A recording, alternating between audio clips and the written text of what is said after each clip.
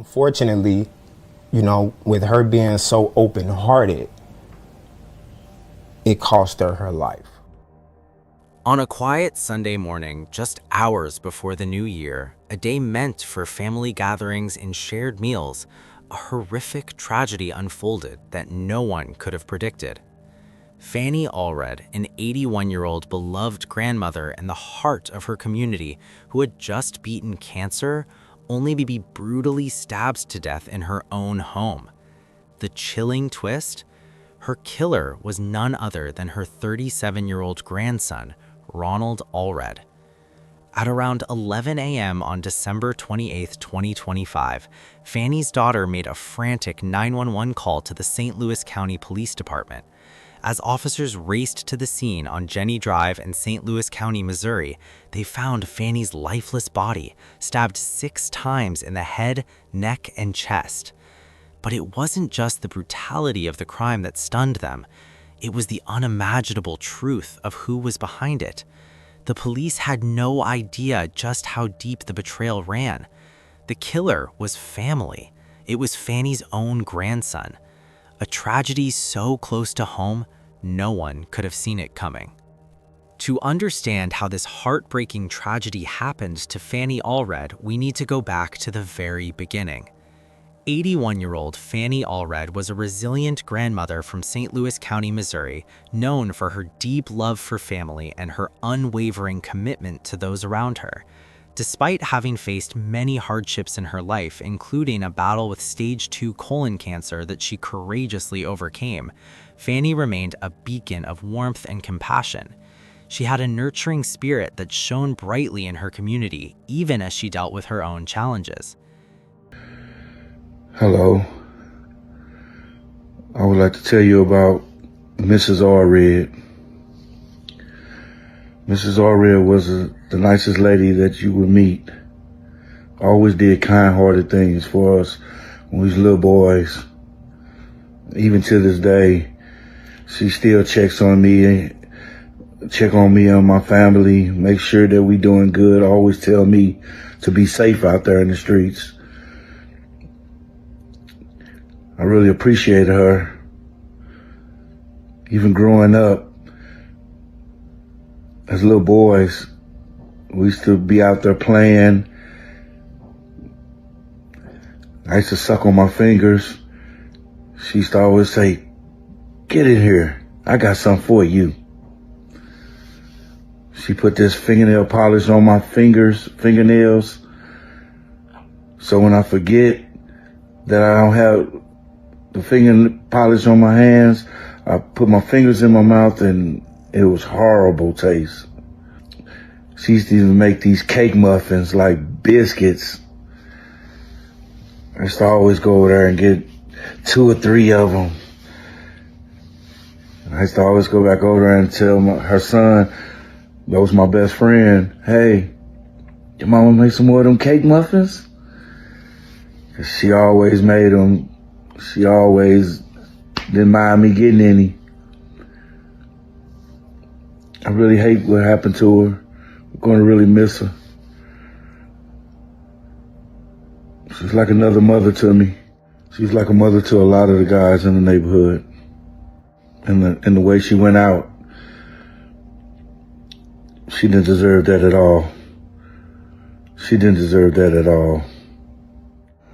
Mrs. Alred, we're going to miss you. And we love you. This one really hurts. It really hurts. Fanny's career spanned more than 30 years in the nursing field at Northwest Rehab Center, where she spent much of her life caring for others. Her dedication to helping those in need had become a hallmark of her life, and even in her later years, she was known for her kind heart and the immense love she had for her family. But Fanny's legacy was built not only on her work.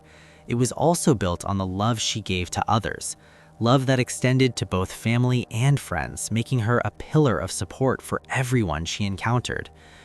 A widow, Fanny had experienced profound loss, most notably the death of her son 15 years ago due to gun violence. This tragedy weighed heavily on her, but it never stopped her from staying strong for the rest of her family. In fact, it only seemed to deepen her faith and commitment to her role as a matriarch in her family. She found solace and strength in her belief, attending Mercy Seat Baptist Church regularly, where she was known for her quiet but steadfast faith. Her resilience was something that all who knew her admired. Every Sunday, Fanny would cook dinner for her family. It wasn't just about the meal, but about bringing everyone together, something she cherished deeply. She often said that she did it because she wanted all of her children to come home, to spend time with her, to keep the family bond strong. Her home was the heart of the family, and these Sunday dinners became an integral part of her family's tradition. Even when you brought strangers over, she would welcome them in. Tonight, a family is sharing their grief with 5 in your side after a grandmother who survived cancer was tragically killed by her own grandson. Police say 81-year-old Fanny Alred was stabbed to death just before the suspect led them on an hours-long stand-up. Hours ago, Brent Solomon sat down with her loved ones who are remembering the matriarch of their family. This is like a dream/nightmare. Fanny Alred was a fixture in her community. The 81-year-old, who was hearing impaired, was known as a fighter, having just beaten stage 2 colon cancer. She was like the matriarch of the neighborhood, actually. She's been in her neighborhood 20 plus years, so everybody on the block know her. They looked out for her. But no one could stop what would happen Sunday morning when the beloved grandmother was met with unthinkable violence. Police say her daughter found her in her own home here on Jenny Drive after being stabbed 6 times. Her grandson, 37-year-old Ronald Alred, quickly named the suspect. To see her life taken from her tragically. I had no words. Relatives say Alred was a widow and a God-fearing woman who attended Mercy Seat Baptist Church. Before losing her son to gun violence some 15 years ago, she would cook dinner every Sunday. She said she did that because she wanted all of her children to come home on Sundays. The beloved grandmother spent some 3 decades in the nursing field. Unfortunately, with her being so open-hearted, it cost her her life. Fanny's role in her neighborhood was equally significant. She had lived in the same neighborhood for over 20 years, and during that time, she became a familiar, beloved figure. Everyone on her block knew her. Her neighbors looked out for her, and she looked out for them in turn. Despite the challenges she faced in life, including her hearing impairment, Fanny was always there for others. Her neighbors respected her not only for the way she cared for those around her, but also for the wisdom and stability she provided to the community. I spoke to neighbors today who say the 81-year-old victim, Fanny Alred, was beloved. They say everyone knew Fanny because she lived in the neighborhood for decades and radiated kindness. They even tell me she just beat cancer. The kindest woman that you can ever meet. I'm going to truly miss her. A North St. Louis County neighborhood is mourning the loss of an 81-year-old woman who was stabbed to death Sunday morning in her home. Neighbor Carolyn Johnson says she's known the victim since she moved in and is devastated. I couldn't even sleep last night. It was hurting me so bad. I feel like a family, and we just been friends. She feel like a family because we've been friends for over 30 years. Next door neighbor Charlotte Howard tells me the 81-year-old woman was outgoing, spent every Sunday at church, always on walks throughout the community, and was the kindest woman. She was a loving woman. We all called her Granny. She seems like she would give the shirt off her back, not just to her grandkids, to anybody. She was a loving lady. On Monday, we saw detectives going door to door. Neighbors tell First Alert for the suspect, who was taken into custody after a standoff in the city of St. Louis, is a relative of the victim. I stood out here and I bawled my eyes out because she looked out for my mom and my mom looked out for her. Howard says this is a loss for anyone that knew the woman, and the neighborhood won't be the same without her. She was an outstanding woman. She didn't deserve that. However, despite the deep ties Fanny had to her family and her neighborhood, the unimaginable happened one fateful Sunday morning. It was a day meant to bring her families together, a day of celebration and warmth, but instead it would become a day of loss and heartbreak. No one in the community could have foreseen what was about to transpire. On a quiet Sunday morning, the peacefulness of Fanny Alred's home was shattered in a way that no one could have anticipated. Fanny was found dead, stabbed 6 times in the head, neck, and chest. But what was more chilling was who had orchestrated this evil act. Fanny was stabbed by her own 37-year-old grandson, Ronald Alred. Fanny's 2 French bulldogs, Willow and Rollo, were also stabbed during the attack but did not die. They are expected to survive. The crime unfolded in the very place Fanny had made welcoming and safe for everyone, a stark contrast to the violence that unfolded within its walls. It was a place where her children, grandchildren, and neighbors alike would often find warmth and solace. But on that fateful morning, it became the scene of a heartbreaking tragedy. Fanny's daughter, upon arriving at her mother's home, discovered the devastating sight of her lifeless body, face down, unresponsive, with blood around her. The shock of finding her mother in such a state left her family utterly broken, struggling to understand how something so horrific could happen to someone so loved and cherished. What made the situation even more disturbing was the family's belief that Ronald had been grappling with mental health issues for some time. Though his struggles were no secret, no one could have predicted the eruption of violence that led to Fanny's tragic death. The family was left in disbelief as they tried to comprehend how someone who had been a part of their family for years could be capable of such an unthinkable act. As the investigation began, the police quickly identified Ronald as the prime suspect and launched a manhunt to apprehend him. His whereabouts remained unknown for hours, but the authorities were relentless in their pursuit. The search eventually led them to a standoff at Calvary Cemetery, a tense and unsettling scene that only added to the anguish already felt by the grieving family. For hours, law enforcement negotiators worked to bring the situation to a peaceful resolution, all while a community anxiously awaited answers. Finally, after a prolonged standoff, Ronald was taken into custody. The police used flashbangs and beanbags to subdue him and bring the situation to an end, but not before the emotional toll on Fanny's family and the community had already begun to take its full effect. A suspect in a deadly stabbing is in custody after a standoff in North St. Louis. St. Louis County Police were called to a home on Jenny Drive off North Hanley just before 11 this morning. An 81-year-old woman was found stabbed to death. About 4 hours later, a man wanted for that stabbing was spotted at a gas station near Natural Bridge and Union in North City. St. Louis City Police called in the SWAT team when the man refused to get out of his pickup truck. They used beanbags and flashbangs to end the standoff. We were able to clear out pedestrians in this area, and then we brought in our SWAT team, which used less than lethal tools to get that suspect into custody. And he is being taken to the hospital for evaluation just to be checked out because less than lethal tools were used to safely get him into police custody. The search led police to Calvary Cemetery, where an officer shot into the suspect's car. He got away. Then to the Crown Mart at Natural Bridge and Union, shutting down the nearby roads for hours as SWAT units negotiated. Eventually, flashbangs and beanbags were used to take the suspect into custody. The person that I knew would have never done anything like this. If you know anybody struggling with mental health or drug abuse, please help them because this is very serious. I mean, you see what it did to my family. 37-year-old Ronald Alred has been charged with first-degree murder, armed criminal action, and 2 misdemeanor counts of animal abuse. He has been arraigned in court in late December 2025 and is currently being held at the St. Louis County Jail awaiting trial. His bond is set at $5 million. Prosecutors have stated their intention to pursue the case vigorously, citing the extreme violence involved in the crime. An 81-year-old woman is dead and a suspect is now in custody following an hours-long standoff.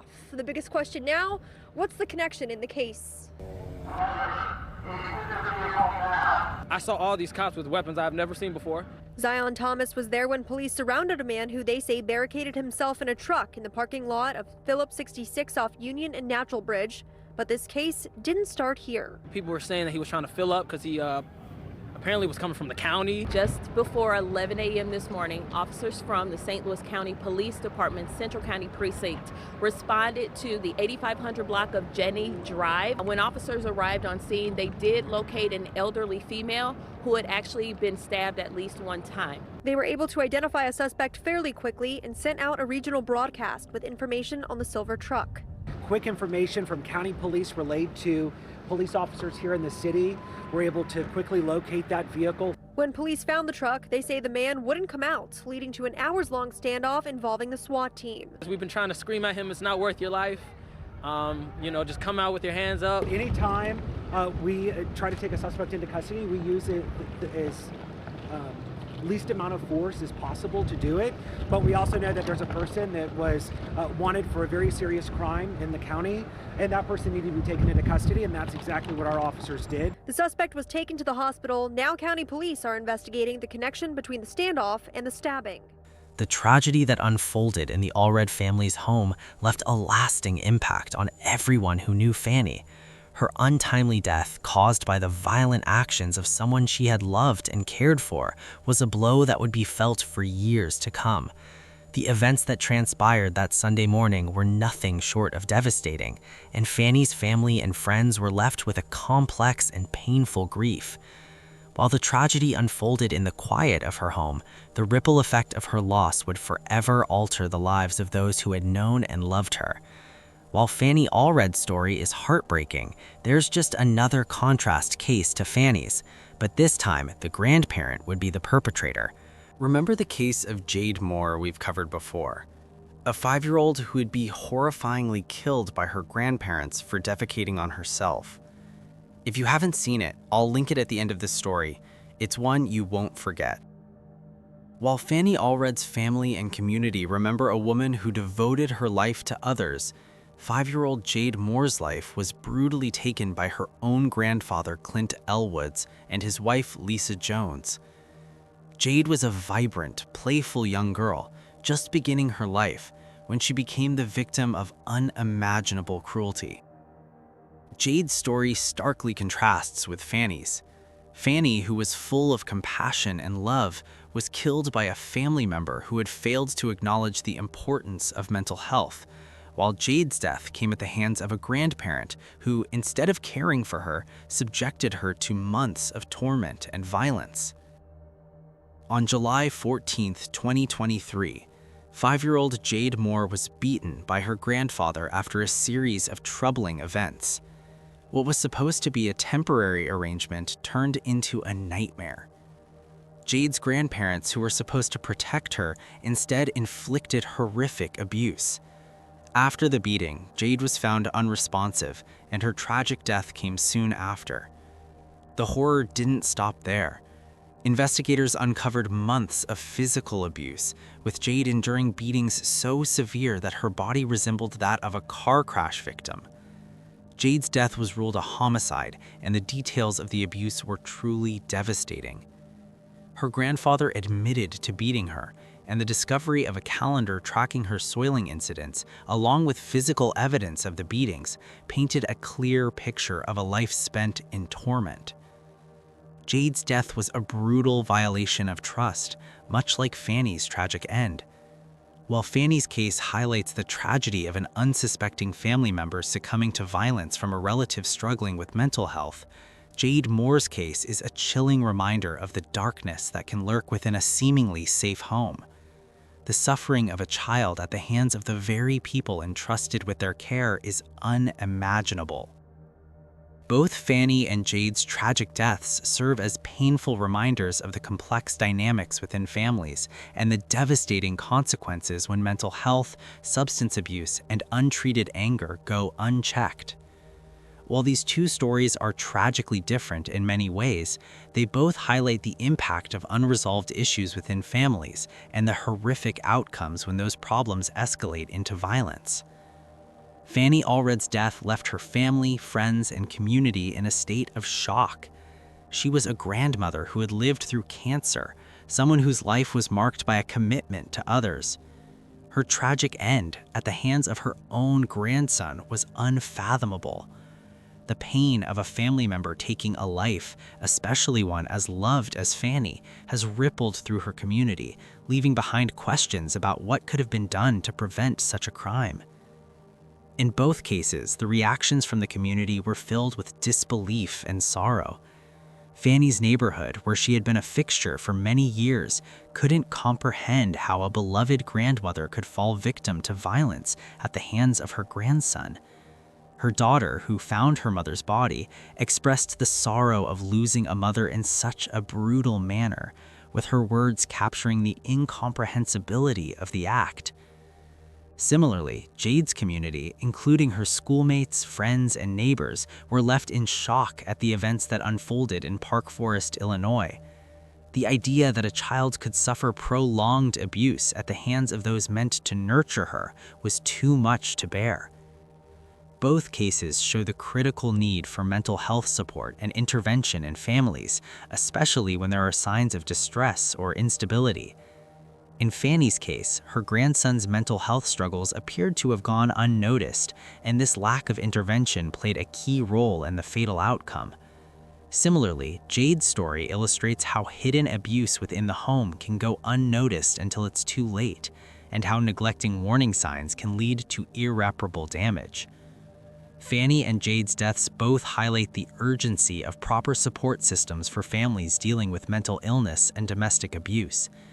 It is a reminder that when there are signs of distress, whether through erratic behavior or verbal warnings of harm, those around the individuals affected must step in to intervene.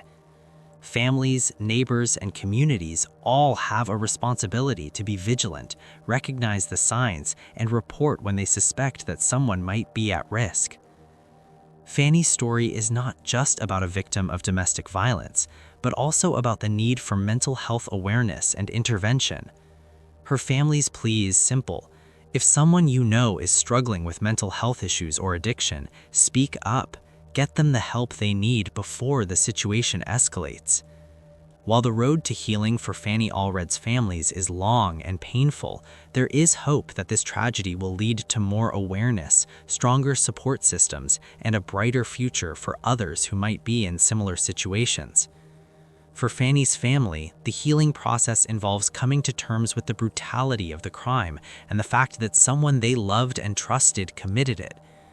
They must now find strength in the memory of Fanny's life, her unwavering love for her family, and the positive impact she had on those around her. As we reflect on the tragic cases of Fanny Alred and Jade Moore, one thing becomes clear. Family violence, whether it comes from a grandparent or a relative, is a deeply painful issue that can be prevented if we recognize the signs early. Both Fanny and Jade's stories serve as stark reminders of the devastating consequences when love and care are overshadowed by untreated mental health problems or irresolute anger. Let these stories be a catalyst for change, for stronger family bonds, and for a more vigilant, supportive community. What do you think about it? Let us know in the comments below. And if you found this story intriguing, please like, share, and don't forget to subscribe for more stories like this.